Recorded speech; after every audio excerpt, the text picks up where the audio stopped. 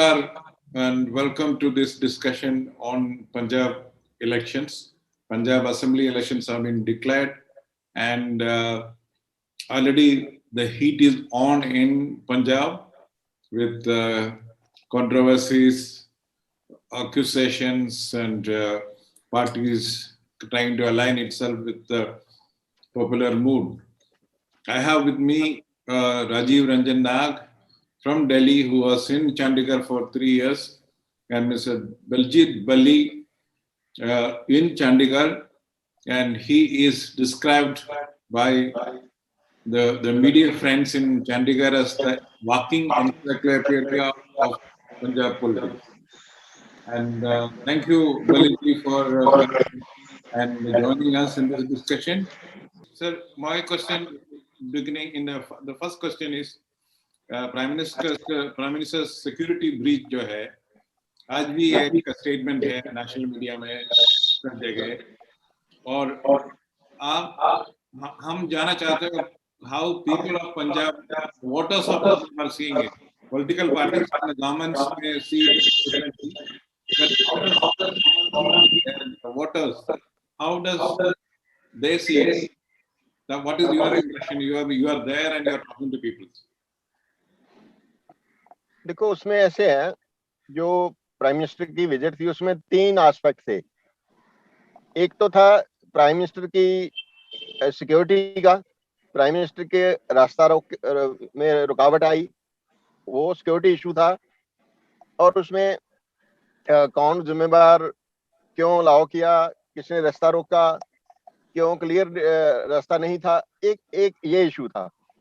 दूसरा इशू था कि जो बीजेपी की पॉलिटिकल रैली थी उसमें पार्टिसिपेशन कितने लोग आए, हुई ना हुई, और बारिश की वजह से कम लोग आए, ज्यादा आए, तो वहां पीएम ने जाना था, वो क्यों नहीं सक्सेसफुल हुई, एक दूसरा। तीसरा उसमें इशू ये था कि जो लोग बीजेपी के वर्कर, बीजेपी के सपोर्टर जो बाहर से आ रहे थे और सिटीज से, खासकर अमृतसर, गुरदासपुर, पठानकोट और तरनतारन से, क्या उनको आने दिया गया, उनको रोका गया, और उनकी पार्टिसिपेशन को जगह। ये 3 अलग अलग इशू थे, पर दोनों पार्टियों ने, बीजेपी ने भी और कांग्रेस ने भी और बहुत से लोगों ने इनको तीनों को रलगट कर दिया, तीनों को मिक्स कर दिया। My question is, will it make any difference in political campaign? Because now Punjab is in election mode. Yes, will yes, it yes, have an impact there? yes. That state government failed or PM or security failed? No, this how does people, आम आदमी कैसे respond करते हैं उसके ऊपर? देखो ऐसा है, पंजाब इसमें डिवाइडेड है, पंजाब की ओपिनियन इस पे, लोगों की ओपिनियन डिवाइडेड है। देखो जो लोग कांग्रेस पार्टी के अपोजिशन के और इवन जो फार्मर्स हैं, फार्मर ऑर्गेनाइजेशंस, जो वो किसान ऑर्गेनाइजेशन जो एक्टिव थी, उनके विरोध के में मतलब पीएम की विजिट को अपोज कर रहे थे, इस बना के दो उसमें कारण बता रहे थे। एक तो ये कि हमारी मांगे अभी तक पूरी, जो केसेस की एमएसपी के 3-4 मांगे हैं जो अभी इम्प्लीमेंट नहीं हुई, जो उन्होंने मान ली थी, demands were accepted but not implemented. एक तो वो, दूसरे कुछ लोग ऐसे भी थे, कुछ ऑर्गेनाइजेशंस जो कहते कि मोदी ने बहुत हम नुकसान किया हमारा, तो हम उसको पंजाब में आने नहीं देंगे, आना नहीं चाहिए, उसका प्रोटेस्ट ही करेंगे हम। ये एक स्ट्रीम ये भी थी। तो फार्मर ऑर्गेनाइजेशंस जो उनके सपोर्ट कर रहे थे उनको, और कांग्रेस पार्टी, ये इनका तो ये है कि वो एंटी मोदी और एंटी बीजेपी, एंटी सेंटर जो पोस्चर है उनका, जो उन्होंने स्ट्रेटजी बनाई हुई है, वो तो इस वजह से वो मतलब खिलाफत कर रहे थे पीएम की। तो वो कहते हैं कि पीएम ही जिम्मेवार है कि हमारे 700 लोग मारे गए वहां, तो पीएम जिम्मेवार है। तो लेकिन बीजेपी और इवन अर्बन पॉपुलेशन जो है हमारी, वो इस पे सहमत नहीं है। उनका नजरिया ये नहीं है कि ये सिर्फ यही कारण है, और वो ऐसा नहीं समझते बीजेपी के जो लोग, बीजेपी के समर्थक जो हैं, या जो काफी लोग जो जो ये कह लें कि रैशनल हैं, या जो लोग जो है उनके उनसे सहमत नहीं है, तो वो उनका मानना है कि ब्रीच हुआ, तो लेकिन इसको सीरियसली लेना चाहिए और देखना चाहिए। वो ऐसे लोग हैं। तो ओपिनियन उसकी डिवाइडेड है। लेकिन जो हमारे सीएम ने, जो कांग्रेस पार्टी ने ये पोस्टर लिया, पंजाब का इशू बढ़ाया कि पंजाब को बदनाम कर रहे हैं, कि खतरा था, जो पीएम ने जो जो एएनआई ने स्टोरी दी थी कि पीएम ने जाते जाते एक एयरपोर्ट के ऑफिसर को कहा कि आपके सीएम को शुक्रिया अदा कर देना कि मुझे बच के जा रहा हूँ। जो मनप्रीत बादल है, फाइनेंस मिनिस्टर, उन्होंने जो पंजाब कैबिनेट की मीटिंग हुई उस दिन शाम को, उसमें ये बताया, ये रिपोर्ट भी हुआ है, उसने ये बताया कि पीएम ने मुझे भी कहा था कि जो कुछ मेरे साथ हुआ उसके लिए आपके सीएम को मेरा थैंक्स पहुंचा देना। ये मनप्रीत बादल ने पंजाब की कैबिनेट मीटिंग में भी बुलाया था। वो एयरपोर्ट के ऑफिसर वाली बात, वो स्टोरी अलग थी।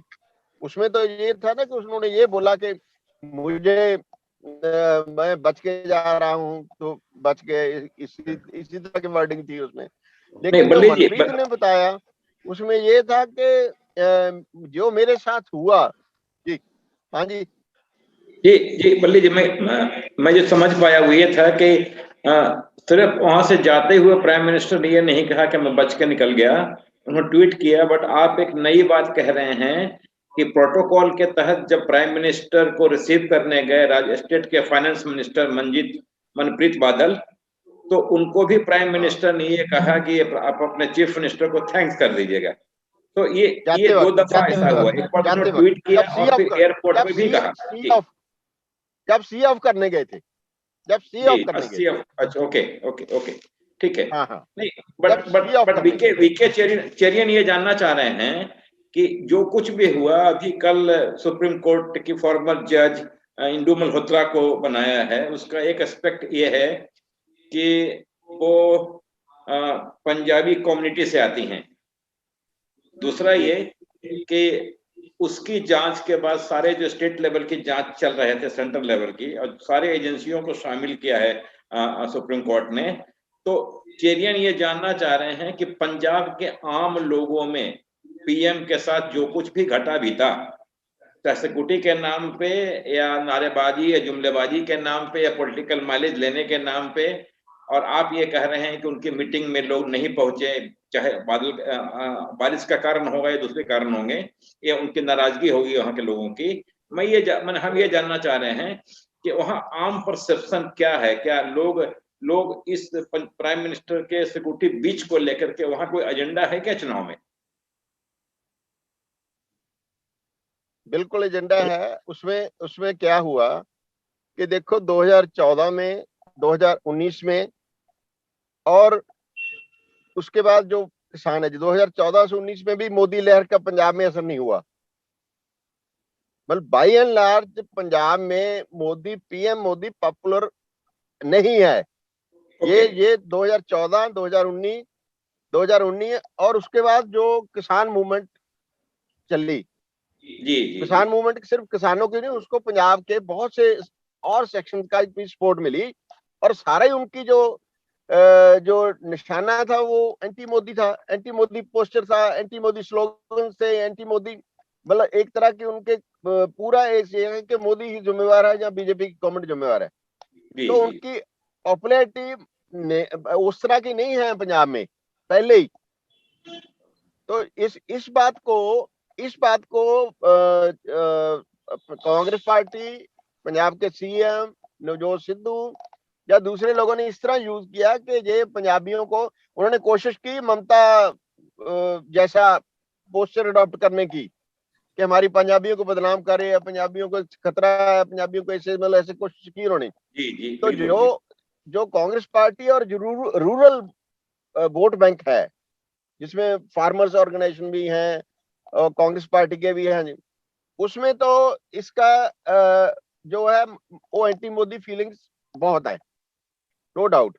लेकिन इस जो जो घटनाक्रम हुआ, इससे पोलराइजेशन एक तरह की होगी या हुई कह लो, कि जो अर्बन जो हिंदू वोटर है या अर्बन जो शहर का वोटर है, जो छोटा दुकानदार है, कारोबार, ये छोटे लोग हैं, ट्रेडर है, व्यापारी है, उसमें एक तो बीजेपी का अपना अपना एक्टिव वर्कर है, जो सपोर्टर है, जो हमदर्द है, एक तो बीजेपी का काडर है, वो तो मतलब कुदरती तौर पे वो होगा ही, इस पे मोबिलाइज होगा, और उन्होंने कोशिश की अपने आप को इशू बनाने की उसको।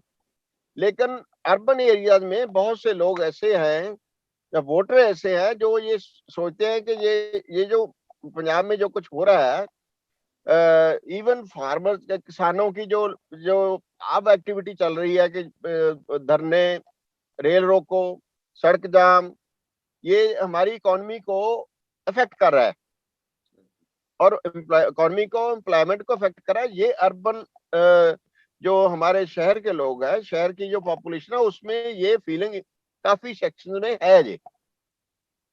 तो मैं समझता हूं कि उससे कुछ हद तक पोलराइजेशन वाली इस इंसिडेंट ने, इस घटना ने तो ऐसे पोलराइजेशन की तरफ इंडिकेट किया है कि जो अर्बन लोग हैं या शहर के लोग हैं, या कुछ हद तक जो बीजेपी के सपोर्टर और जो अर्बन पॉपुलेशन है, वो इसको और तरह लेगी।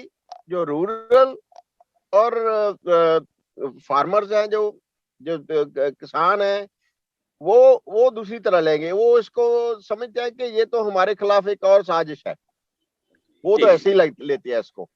लेकिन अर्बन पॉपुलेशन में बीजेपी को इससे मदद मिलेगी। बीजेपी को जो जो चुनाव में वोट बैंक की जो पॉलिटिक्स कर रहे हैं, उसमें इस इशू पे उनको कंपैरेटिवली जो है सपोर्ट मिलेगी, जैसे कि रूटीन में मिलनी थी। इस इशू पे कुछ हद तक उनकी सपोर्ट बढ़ेगी। Okay. Sir, I want to point out one point, because the same in UP West, where we stay near UP West. Many rallies of CM Yogi has been cancelled. One is the local situation of the farmers. Second was the COVID, increasing Omicron cases. So in both UP and Punjab, people are looking at how the Kisan Andolan and the withdrawal of the Kisan bill, how will it affect the election prospects of various parties. Now that Congress is divided house, Aam Aadmi party is in a different mode. So how will it play out, the issue of Kisan movement? देखो, BJP Punjab में पहली बार enter हो रही है, independently पहली बार चुनाव लड़ रही है। तो एंटी बीजेपी माहौल था पूरा पंजाब में। तो बीजेपी को कोशिश कर रहे हैं कि और पार्टियों के लोग हैं उसको अपने में मिला के कोशिश कर रहे हैं कि ऐसे पोज कर रहे हैं कि हम सभी सेक्शन को रिप्रेजेंट करते हैं, और वो इलेक्शन की। तो जो फार्मर्स का इम्पैक्ट था, फार्मर्स एजिटेशन का, सबसे ज्यादा बीजेपी भी था। तो बीजेपी कोशिश कर रही है उसको बैलेंस करने की। लेकिन जो फर्स्ट कोशिश थी उनकी, पहली कोशिश थी जो रैली वाली, वो उनकी विफल हो गई है। उनकी कोशिश थी कि आप अपना इम्पैक्ट बढ़ाएं और अपना ये दिखाएं कि हमारे साथ लोग हैं, तो हम एक्टिविटी कर रहे हैं। तो वो उनकी कोशिश जो है, उसको जो बीजेपी की कैंपेन उन्होंने लॉन्च करनी थी, उसको काफी धक्का लगा। ये तो इसके जो उन्होंने कोशिश उनका था कि आप वो नॉर्मल हाल, जैसे नॉर्मल पॉलिटिकल एक्टिविटी करते हैं बाकी पार्टियां, हम भी कर लेंगे। तो वो उनका जो टारगेट था, जहाँ कोशिश थी, जहाँ उनका उम्मीद थी, वो नहीं हुई। तो आप ये नहीं कि बीजेपी ने कोशिश छोड़ दी। बीजेपी आप भी देखो, रोजाना जो दूसरी पार्टियों के लोगों को, एमएलए को, वो सब को तोड़ के अपने साथ मिला रहे हैं। वो पूरे जोर से इलेक्शन लड़ेंगे तो नहीं। दूसरा बात था किसानों के मूवमेंट का। उसमें बाई एंड लार्ज जो मोर्चा के किसान थे वहां, उसमें दो तरह के किसान थे, फार्मर थे। एक तो थे जो पार्टियों के जो अकाली दल, कांग्रेस या और पार्टी आम आदमी पार्टी के साथ जुड़े हुए थे वो उसमें जाते थे, और दूसरे वो किसान थे जो कॉमन थे, जो किसी से कमिटेड नहीं है लेकिन मोर्चे में शामिल थे। जो कमिटेड नहीं थे वहां, उनका बाय एंड लार्ज उनका जो आम आदमी पार्टी की तरफ सॉफ्ट कॉर्नर था, सारी मूवमेंट में रहा। आपने देखा होगा कि और किसी भी पॉलिटिकल पार्टी के नेता को वहां वो घुसने नहीं देते थे, और केजरीवाल, चड्डा और उनके एमएलए पंजाब के वहां यहाँ अक्सर जाते थे वहां, क्योंकि उन्होंने कुछ फैसिलिटीज प्रोवाइड की दिल्ली गवर्नमेंट ने, केजरीवाल ने, उनकी पार्टी ने, जब वहां सरकार ने, तो शायद वो भी कारण था। दूसरा कुछ ऐसी ट्रेडिशनली पंजाब में जो पार्टियां थी उनके साथ उनका इतना तालमेल नहीं था किसान ऑर्गेनाइजेशन का। तो वो बाय एंड लार्ज जो वहां मोर्चे में शामिल थे किसान, जो कमिटेड नहीं थे पार्टियों से, वो उनका सॉफ्ट कॉर्नर था आपकी तरफ।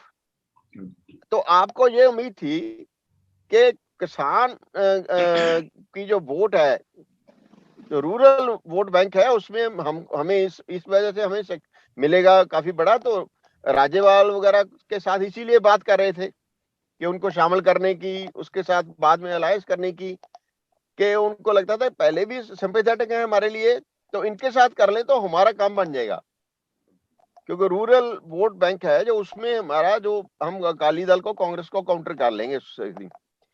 तो और होना भी था, अगर वो फार्मर्स जो ऑर्गेनाइजेशन हैं जिन्होंने इलेक्शन अनाउंस मतलब कॉन्टेस्ट करने का ऐलान किया, अगर वो आम आदमी पार्टी के साथ अलायंस कर लेते या उनके साथ शामिल भी हो जाते कुछ, तो आम आदमी पार्टी को बहुत स्ट्रेंथ मिलनी थी। अब तो कल केजरीवाल ने खुद ही, आपने देखा होगा कि खुद मान लिया और पब्लिकली कि हमें नुकसान होगा, किसान अलग लड़ते हैं तो हमें नुकसान होगा। बाकी है, एक आम आदमी पार्टी को नुकसान सीधा होगा, बिल्कुल ठीक है, लेकिन ये सिर्फ आम आदमी पार्टी को नहीं होगा, और पार्टियों को भी होगा। कितना होगा, कैसे होगा, ये अभी देखना है। इसका नुकसान किसान अलग लड़ रहे हैं, किसानों की पार्टी जैसे अकाली दल है, अकाली दल तो पेश ही ऐसे करता है कि हम तो पार्टी ही सिखों की और किसानों की है, प्रो सिख प्रो फार्मर, उनका जो प्रो रूरल जो पोस्टर ही उनका ये है।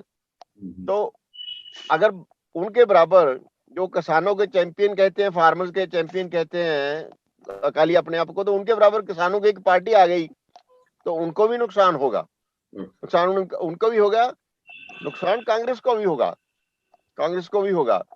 लेकिन क्या मतलब कितना होगा, कैसे, क्योंकि फर्स्ट टाइम वो फ्रेम में आ रहे हैं, पहली बार इलेक्शन लड़ रहे हैं, एज पॉलिटिकल पार्टी में कैसे विचरेंगे। और एक और बात है कि पंजाब में पिछले, मैं 25-30 साल से इलेक्शंस कवर कर रहा हूं, जो सेक्शनल, किसी भी सेक्शन को रिप्रेजेंट करती पार्टियां हैं, वो पंजाब में कभी कामयाबी नहीं मिली उनको। बेशक सिमरजीत सिंह मान था, बेशक और लोग भी थे जो एक सेक्शन की रिप्रेजेंटेशन, जैसे ये फार्मर्स हैं कि किसानी के, ये रूरल जो जट किसानी पर्टिकुलरली उनके रिप्रेजेंटेटिव है, ये ऐसे ही देखा जाता है। तो और उसमें आपको मालूम है शायद होगा कि जो जट सिख वोट है, जो एक्चुअली जट वोट कहते हैं जिसको, वो तो 25 से 28% तक के करीब है, हरियाणा की तरह ये वैसे भी। बाकी जो non for details, Jat, sir, for the details of the political dynamics, I will leave it to Rajiv. Rajiv 3-4 साल चंडीगढ़ में था, और he knows the political dynamics better than me. So Rajiv, please take it forward. धन्यवाद। बलजीत वल्ली ने काफी गहन बातें और जमीन से जुड़ी हुई स्थितियों का आकलन दिया है। चेरियन 117 सदस्य 117 मेंबर असेंबली में बीजेपी पहले से ही बहुत वीक है। हालांकि अब तक वो अकाली पार्टी के आईने में, मिरर में अपना फ्यूचर देखने के लिए मजबूर रही थी, लेकिन किसान वाले इशू पे 11th आवर में जिस तरीके से अकाली पार्टी ने बीजेपी से अपने को अलग किया, तो एक इशू हो सकता है। इसी कारण से उसने अपनी मजबूती के लिए बीएसपी का सपोर्ट लेना चाहा है अकाली पार्टी ने। अमरिंदर सिंह को भी एक अलग साथी मिल गया है दूसरी पार्टी का, बीजेपी का। लेकिन आप यदि पूरी स्थिति का आकलन करें तो 2017 में भी बीजेपी को सिर्फ 3 सीटें मिली थी, जबकि अकाली पार्टी को ये 14 सीटें मिली थी, और अकाली पार्टी को 25% वोट मिला था, जबकि आप पार्टी को 23% वोट मिले थे।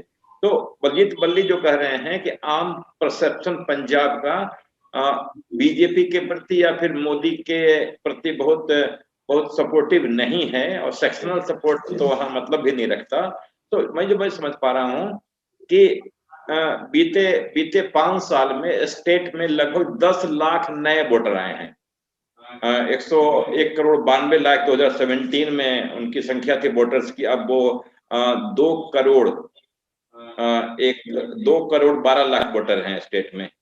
2 करोड़ 12 लाख वोटर हैं। तो मैं ये कह रहा हूँ कि जो हालात बने हैं एंटी इनकम्बेंसी, जो बलजीत बता रहे थे कि बीजेपी पहले भी बहुत स्वीकार्य पार्टी नहीं थी पंजाब में, और अब तो स्थिति ये है कि एंटी इनकम्बेंसी, महंगाई, बेकारी, और फिर जो किसान मूवमेंट का बहुत असर पड़ा पंजाब हरियाणा में, तो उससे बीजेपी के खिलाफ एक माहौल बना, और पूरे देश में जो मूवमेंट हुआ 1 साल का ऐतिहासिक आंदोलन, तो उसका भी चुनाव पर असर तो पड़ेगा। मैं सिर्फ इसमें ऐड कर रहा था कि जब सब कुछ बढ़िया था और मोदी की पहली इनिंग थी 14 से 19 वाले इनिंग में, तो 2017 के असेंबली इलेक्शन में मोदी की जादू पंजाब में नहीं चल पाई। तो मुझे लगता है कि बीते 5 सालों में मोदी के खिलाफ, बीजेपी के खिलाफ, एनडीए के खिलाफ, उनके फैसलों के खिलाफ पंजाब में काफी असर पड़ा है। मतलब आम परसेप्शन जो थी मोदी और एनडीए को लेकर के कि ये आम लोगों का, कांग्रेस के विरुद्ध आम लोगों की स्थिति को बेहतर करेगी, जो पार्टी ने वादा भी किया था, जिसको हम अच्छे दिन के नाम से जानते हैं, और बीजेपी ने इसको भरोसा दिया था कि देश को हम अच्छे दिन देंगे, तो वो झुठला साबित हुआ है। तो मुझे लग रहा है कि जो 5% वोट, जो 5 सीटें जो बीजेपी को हम क्या कह सकते हैं 5% वोट मिली थी अमिलाषा उसमें 17 में, अभी मुझे लगता है कि बदले हुए हालात में उसकी स्थिति और वीक होगी, और मुझको लगता नहीं है कि सीटों को लेकर के कोई इजाफा होगा। लेकिन अगर इजाफा थोड़ा बहुत होगा भी, तो मैं ये समझने के लिए मजबूर हूं कि कैप्टन अमरिंदर सिंह का अपना एक वोट बैंक है और उनका इम्पैक्ट है। जो कुछ भी बीजेपी बढ़त बनाएगी पंजाब में, वो अमरिंदर सिंह के संगति और उनके अलायंस के कारण कुछ बढ़ सकता है, जो हम समझ पा रहे हैं। लेकिन इस बीच बीजेपी को अलग साथी मिल गया है, और फिर अमरिंदर सिंह को भी एक अलग साथी मिल गया है। बीते 1 साल में पंजाब में जो कुछ भी हुआ है, कांग्रेस के सरकार में लीडरशिप पे चेंज को लेकर के, सिद्धू के नॉन सीरियस स्टेटमेंट को लेकर के, विद इन कांग्रेस बगावत को लेकर के, इसका भी असर पड़ेगा। लेकिन मुझे मेरा जो आकलन है, मेरा जो अंडरस्टैंडिंग है, उसमें लगता है कि आप पार्टी एक बड़ी पार्टी के रूप में उभरती हुई दिख रही है। हालांकि उस पार्टी ने आज तक अपना मुख्यमंत्री के चेहरे की घोषणा नहीं की है। कल अरविंद केजरीवाल ने कहा है कि विद इन ए वीक हम राज्य में मुख्यमंत्री का चेहरे का नाम की घोषणा करेंगे। तो लगता है कि वहां और इनफाइटिंग होगा, क्योंकि वहां 4 लोग मुख्यमंत्री बनने के लाइन में खड़े हैं आप पार्टी की तरफ से। तो मुझे लगता है कि उसके बाद भी विद इन आप में भी एक डिवीजन या फिर एक मनमुटाव या भीतरघात की संभावना बनती हुई दिखती है। पंजाब का आम मिजाज जो है वो एक स्टेबल गवर्नमेंट की है, लेकिन अब जिस तरीके से अमरिंदर सिंह को हटाया गया, उसका तो मूल कारण ये था कि उन्होंने नई दिल्ली को वो बिल्कुल एक तरह से जिसको हम कह सकते हैं कि उसके लिए कोई मतलब ही नहीं था। Amarinder Singh single man independent Republic की तरह काम कर रहे थे, और नई दिल्ली उनके इस तरीके से काम करने को लेकर के खुश नहीं था। और लेकिन अभी जो बदलाव हुआ, ठीक है, चन्नी एक दलित समुदाय से आते हैं, नवजोत सिद्धू को भी एक जगह दे दी गई है, लेकिन जिस तरीके से नवजोत सिद्धू घूम के बातें कर रहे हैं, वायदे कर रहे हैं, तो उसको नोबडी टेक हिम सीरियसली। एक तो ये हो गया है कि चाहे नौकरशाही हो, आम समाज हो, सिद्धू को गंभीरता से नहीं ले रही है, और इसका असर शायद कांग्रेस पर भी पड़ेगा, जो मैं समझ पा रहा हूँ जी। Okay. Billy ji, what he said about Congress, because Congress, this is Punjab is the only place in 5 assembly segments, maybe Uttarakhand, Congress has some chance, you know, and if they lose, Congress loses Punjab, it will be a big slap on the leadership, central leadership's face also, because of the decision to change Captain Amarinder Singh. So how do you see the Congress's future or prospects in the assembly elections there? Congress से पहले मैं ना थोड़ा सा जो नाग जी ने बोला ना कि बीजेपी के बारे में, वो भी मैं बोलना चाहता हूँ कि बीजेपी वीक हुई है, लेकिन जो अर्बन एरियाज में जहां बीजेपी का बेस है, वहां कांग्रेस की एंटी इनकम्बेंसी बहुत है, तो उसको बीजेपी कैश करेगी इस बार। एक तो उसको करेक्ट, दूसरा वो जो दूसरी पार्टियों के लोगों को शामिल करा रहे हैं बीच में, तो वो जो लोग हैं, जैसे मैं आपको एक कंक्रीट एग्जांपल देता हूं कि कल उन्होंने फॉर्मर अकाली एमएलए दीदार सिंह भट्टी हैं फतेहगढ़ साहब के, उनको शामिल कराया अपनी पार्टी में। तो दीदार सिंह भट्टी का अच्छा बेस है वहां, अब टिकट उसकी दूसरे लीडर को दे दी, उन्हें जगदीप सिंह चीमा को दे दी टिकट, लेकिन दीदार सिंह भट्टी का बेस अपना है, उसका 20-25 हजार 15-20 हजार वोट अपना है, इंडिविजुअल है, वो थोड़ा सा अफोर्ड भी करता है खर्चा करने के लिए भी। तो अब उसको उन्होंने टिकट दे दी, मतलब उसको शामिल कर लिया, तो टिकट भी उसको दे देंगे लगता है। तो उसका रिजल्ट क्या होगा कि उसने अपना रूरल वोट बैंक है उसका, कुछ अर्बन है, तो जब अर्बन वोट बैंक है जो सरहंद और फतेहगढ़ साहब दोनों टाउन्स में काफी जो हिंदू वोट है उसका, तो वो पहले कांग्रेस को जाना था, वो अब दीदार भट्टी को मिलेगा।